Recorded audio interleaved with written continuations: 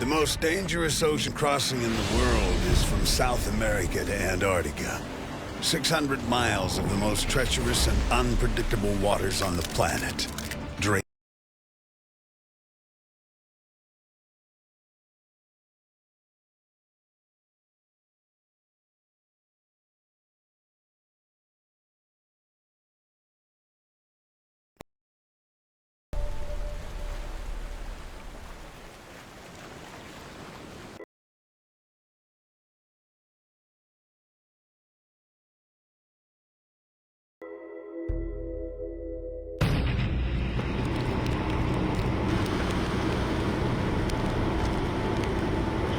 Pretty tough time out there, rowing across the Drake Passage. We've been hit by 4 pretty nasty storms. The Long Night.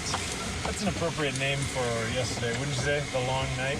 Yeah, it was. We set Sea Anchor as a reminder for our fans. Andrew, ain't nobody watching this. We're on Sea Anchor for 16 hours. Each person at the bow had to do basically 3 1.5-hour shifts sitting on the deck. Except one person. But that one person did 3 extra hours of shift on storm number 2. Mine, like a steel trap. Doesn't let anything go. Been 4.5 hours of freezing our butts off on the deck as huge waves broke over the entire boat. And it snowed, and it rained, and I swear to God, I once felt hail. The waves built from 20 foot to 30 foot, and at one stage up to 40 foot. I was actually outside doing my shift, putting on my life jacket, and I was a side wave to the boat. I got hit by a wave, very almost went over. I was just hanging on to the railings, and I was soaked. And if I'd gone over, there'll be no one would have heard me. So it's pretty scary. The most surprising thing of this whole expedition is just how unpredictable the Drake Passage has been. The Drake Passage. This is the most extreme challenge ever undertaken in ocean rowing, by far. As soon as I first heard about it, I thought this was just the most crazy expedition ever, and I was like, sign me up. Biggest thing is stay positive and work hard.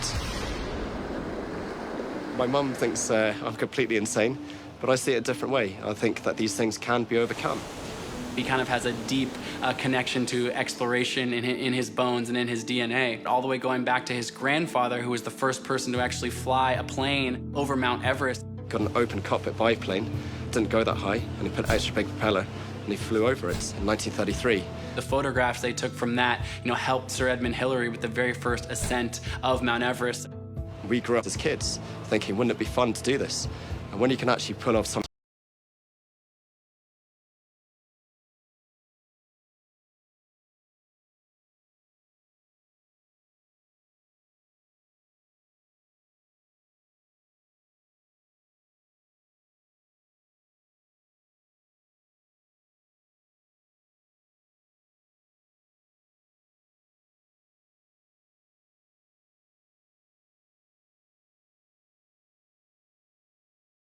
you're cold, it's miserable.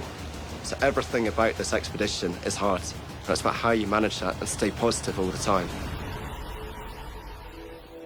Everyone has done their own, has done their own expeditions.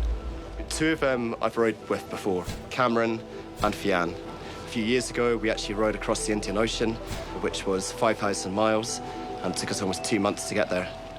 Everyone always thinks the worst part of your body to get affected will be your hands. You'll get blisters and calluses in your hands. Your hands actually are pretty much okay the whole time. It's your bum that's the problem. You've got 7 layers of skin. We got down to about 2 layers by last time, so we start bleeding by the time you're finished. You would look at that seat after you finish and think you never want to sit in again. Somehow you just have to keep on going. If you keep clean, you keep dry, you look after, your bum, you'll be all right. Just got done with our first shift after the long night. It's been a year and a half of discussing this with Fian and training for it. And it's been a lot of fun. We're approaching South Shetland Islands. We have 150 more miles to row.